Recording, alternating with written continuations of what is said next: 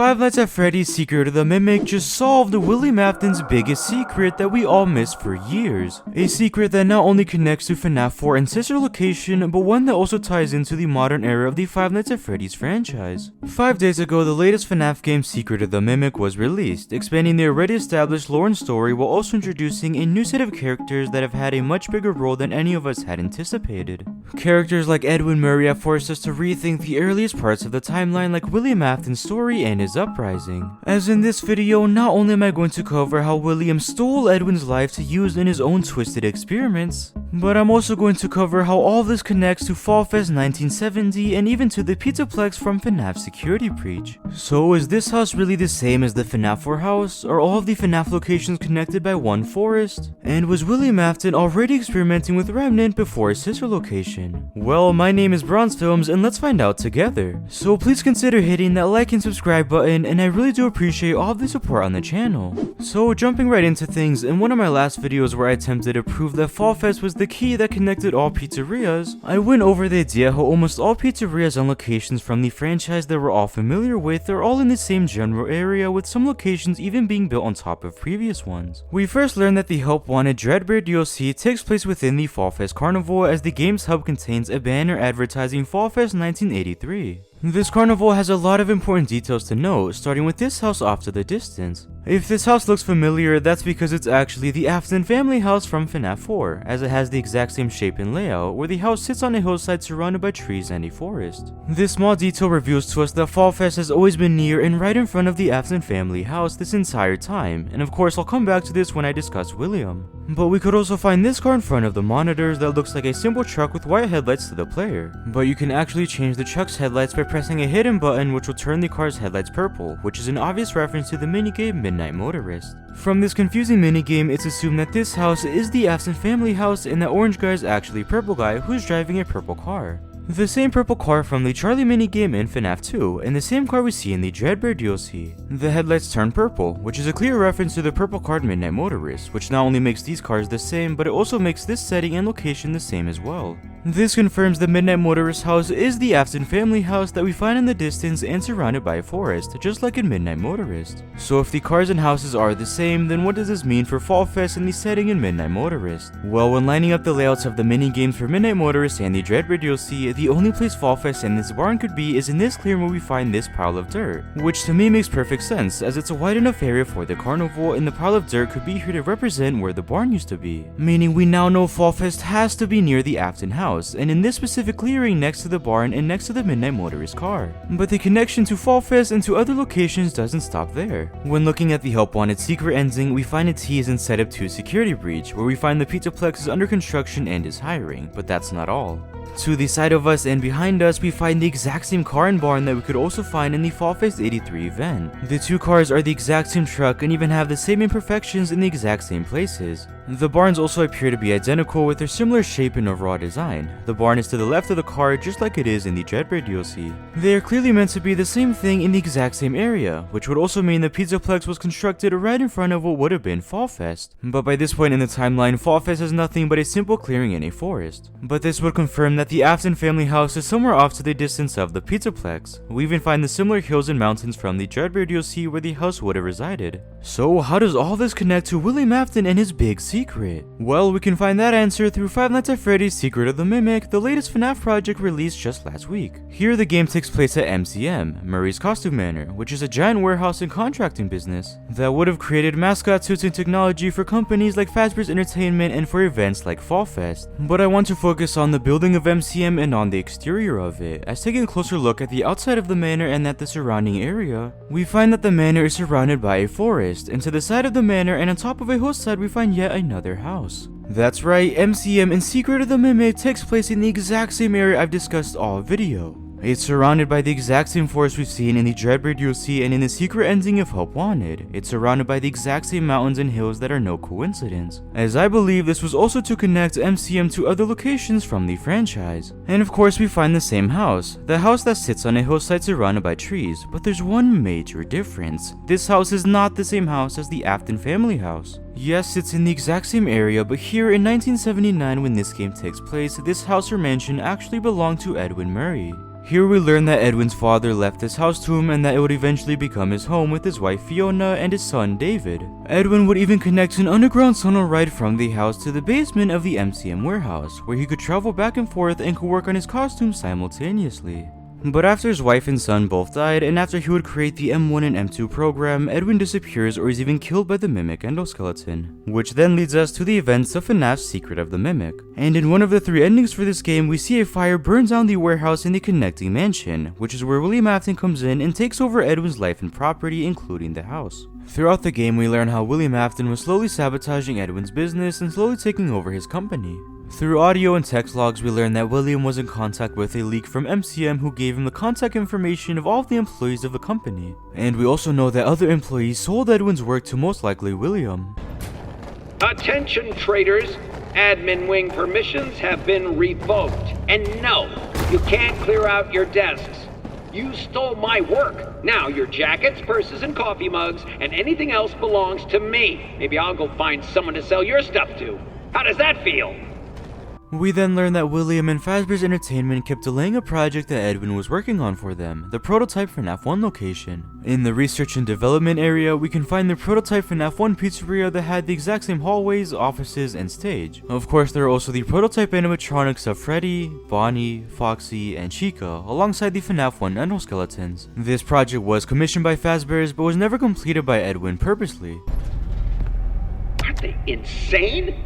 The look of these new animatronics is Fiona's design, and they're great. Oh, first they approve the art, then they approve the proofs.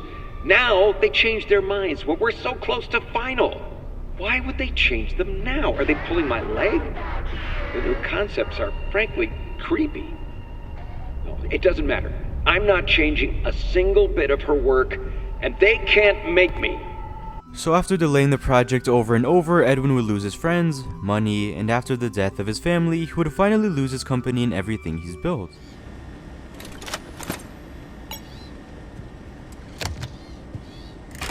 I feel stupid recording this, but I just hope somehow that you can still hear me. I can't do this alone. The change orders are killing me. Our employees, my friends, they keep leaving. The money's gone. I just need to finish the new Fazbear project, and then everyone will come back. We can get back to normal. I miss my friends. Our friends. I miss you. I miss you more than you'll ever know.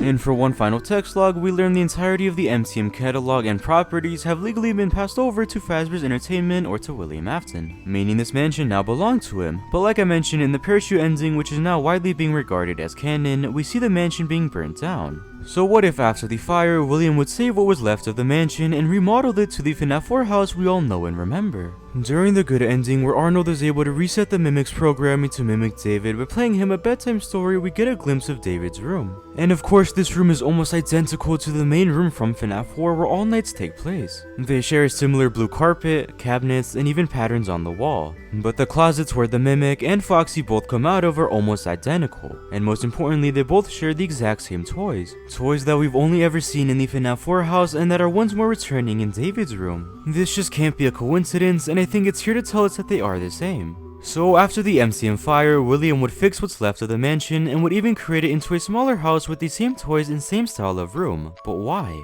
Why fix Edwin's mansion? Well, I believe it was for his experiments, a room dedicated to William's test subjects with the nightmare animatronics. We know that the FNAF 4 house and that this house shown in the minigames for this game are not the same. Here the house is in front of a playground and is in front of some road. There is also a sidewalk connecting it to Fredbear's Family Diner where the Bite of 83 took place. So lining this house up with everything we know about the FNAF 4 house and even with the house for Midnight Motorist, there are just simply no similarities. This house isn't on a hillside surrounded by forest, and it is connected to a pizzeria, unlike the house from the Dreadbeard you'll see and from Secret of the Mimic. So William would have his real house near Fredbear's Family Diner where the FNAF 4 minigames took place, and after Secret of the Mimic he would have a second house dedicated to his experiments that no one would know about. That could also be why none of the rooms from the minigames match up with the room from the actual nights, and we learn about William Afton's experiments from the Tales from the Pizzaplex novels. Now I know they've basically been proven not to be canon with new evidence from Secret of the Mimic, but we can still use them to help us prove claims, like with Didophobia. Here the story focuses on a boy named Rory who is facing real-like nightmares of the nightmare animatronics from FNAF 4.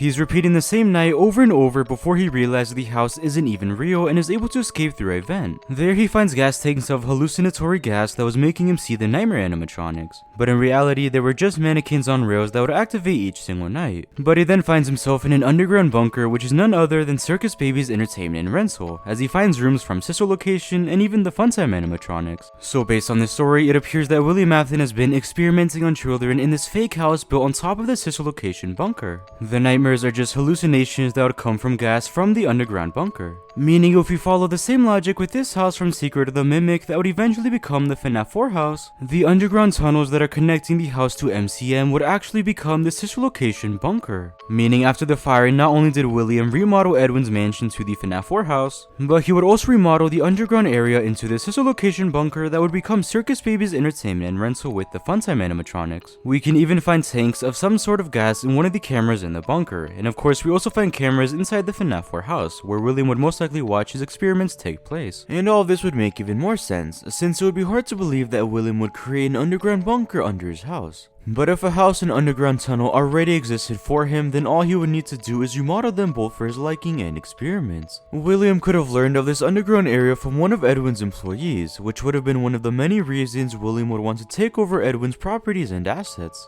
But what does this mean for his experiments? In the books we know the experiments were to study the psychological effects of fear in children, but what if we could also connect it to Remnant? Remnant is described as a type of energy substance infused with the souls and memories of those who possess the animatronics. So what if William was attempting to recreate the effects of Remnant on living children through these real-like nightmares? Now what William was planning to use Remnant for is something we don't really know anything about, and it's just up to everyone's personal preference based on evidence and speculation. It could have been to bring animatronics to life, for immortality and eternal life, or just to simply understand how these souls possess these machines. But either way, we know William had some knowledge on Remnant based on these Scooper blueprints, which would actually inject Remnant into different things, and it's what most likely kept Michael Afton alive. But Secret of the Mimic might also actually tell us how William Afton knew about Remnant and possession long before Circus Baby's entertainment and rentals was ever opened. Throughout this game, we can find bodies of different employees from Fazbear's Entertainment who were also sent to retrieve the Mimic but failed. They would be stuffed inside of mascot suits, just like how William Afton stuffed the victims of the MCI into different animatronics. So did one inspire the other, and why are both events so similar? Well, we know the bodies of the mascot suits had to come before the MCI, as this game takes place in 1979, while the missing children incident is believed to happen at the earliest in 1983. 4 years after the events of this game, meaning either one of two things happened. It's possible that William was notified of the Mimic stuffing bodies inside of suits, and that this action had ghost-like possessed results, which would inspire William to try and recreate these moments with the MCI where he is successful. Or it's possible that William visited MCM and found these bodies scattered around the warehouse, which would cause him to stuff the bodies inside of the mascot suits for some unknown reason, where the Mimic would then see this action and would mimic it, stuffing other bodies into suits and even the protagonist, Arnold, in the prototype animatronic and the bad ending. But no matter what way you look at it, this moment right here, this is most likely the first time William ever witnessed the effects of Remnant and how souls could possess inanimate objects. Those bodies in mascot suits would then cause him to remodel Edwin's house and underground area into a fake house and underground bunker, where he could experiment on children and try to recreate the effects of Remnant with fear, either to make himself immortal or to bring his technology to life. So what's William's big secret? It's the fact that he turned a tragedy of innocent people being stuffed into mascot suits and used it for his own advantage by turning another innocent man's life and empire into an experiment. He would turn this man's house and basement into a lab where he would experiment and torture children to try to recreate what he saw in that warehouse and what it did to those mascot suits. Years later, it would even inspire him to recreate the tragedy with children by stuffing them into animatronics where their souls would then possess those machines. Now I know that may all seem far-stretched, especially since I'm basically saying that William Afton was inspired to cause the MCI from the Mimic's actions and not the other way around. But based on Edwin's mansion and everything we know about the FNAF 4 house, I think it's hard to ignore that these areas are the exact same, meaning William had to remodel these buildings to what we know they are today. And knowing that bodies were stuffed inside of mascot suits since 1979, it's also hard to ignore that this moment was either the very first time or one of the first times that William learned about Remnant and about possession. But there are some things I want to clarify to help back up my claims, especially about this general area I've talked so much about. Earlier I discussed how Fall Fest has to be in front of the FNAF 4 house, meaning it also has to be in front of Edwin's mansion. But looking around we find nothing, and if anything it looks like Fall Fest 1970 was rather far away from MCM, as in an audio log we learn about Fiona having to go to Fall Fest for some unknown reason. Ed, I hope this message reaches you as soon as you get a break. I have to go help the Fall Fest crew, just for a few days until the installation is finished. It's hard to explain. I just have this terrible feeling like I need to be there so nothing goes wrong, just in case. Trisha will babysit David while I'm gone. I love you both, and I'll be back next week. But something happened at Fall Fest, something that killed Fiona. Now it's most likely that this was a fire that might have even been caused by William Afton, but the Fall Fest fire is a topic for another video. Oh, why did you go? You weren't even supposed to be there. You were supposed to be here with me and David. Oh, how am I supposed to tell David that his mother is gone? How am I supposed to raise a kid on my own? His life is ruined. My life is ruined. So I personally think there were two Fall Fests. The 1970 era of the Fall Fest, which was somewhere else separate from the FNAF warehouse and MCM, where a fire would take place destroying the carnival and everything in it. So the 1980s era of Fall Fest would take place here, in front of the FNAF warehouse and in front of the remains of MCM. There are even lakes around the forest and area around the warehouse, similar to the lake we can find near Fall Fest 1983, which is why we don't see it here in 1979, as the fire had most likely just happened. But now I want to look at the manor, as if we continue to line up this area with the area from the secret ending of Hope Wanted, this would mean that the manor is actually the Pizzaplex. And for those who have been keeping up with the channel for a while now, I've made a few videos theorizing how the manor is under the Pizzaplex. I went over red bricks from the sinkhole that could have only come from MCM, the mascot suits that appeared decades old that have never left, and even 1970s style TVs found in the Pizzaplex. But now the secret of the Mimic being released, I think the biggest piece of evidence is this Freddy head. In Security Breach, when first going down to the sinkhole, we find this giant Freddy head, and we actually find the exact same Freddy head in the research and development area of MCM. These two Freddy heads have to be the same, and we've only seen these two Freddy heads in these two games. Which would mean that the prototype FNAF 1 pizzeria is actually the Freddy Fazbear's Pizza Place location from FNAF 6 that we find under the Pizzaplex, which makes perfect sense. When Henry's attempting to open one final location, he could have remembered that an old contractor had a testing location already made for him. And like I mentioned, the MCM catalog was already legally passed over to Fazbear's Entertainment, which would allow Henry to remodel the location to the FNAF 6 location and include animatronics from MCM, like the mediocre melodies, as we saw Mr. Hippo and Orville in the warehouse, or even Candy Kadzette, as we saw this poster in one of the offices. So now when looking at the entire area, here's my personal map or picture of almost all locations in the same place. In the middle we have the Pizzaplex, which is on top of the FNAF 6 location, on top of Murray's costume manor. To the left we have Edwin's mansion, which is actually the FNAF warehouse, which is on top of the 6 location bunker, and in front of the manor we have the 1980s era of Fall Fest. So Five Nights at Freddy's is reshaping what we knew about the early era of the franchise and how all of the pieces fit together. But remember, this video is just a theory. By no means am I saying it's perfect, as some things still don't have a place, like Junior's from Midnight Motorist. Where does it fit in this area? Is it the same as MCM? Is Green Man Edwin Murray? This is just harder to tell, especially since we can safely say that Scott Cawthon hadn't had the Mimic era planned since Pizzeria Simulator's release. So what do you guys think? Make sure to comment down below any thoughts or theories. Also make sure to like and subscribe for more content like this, and thank you guys so much for watching.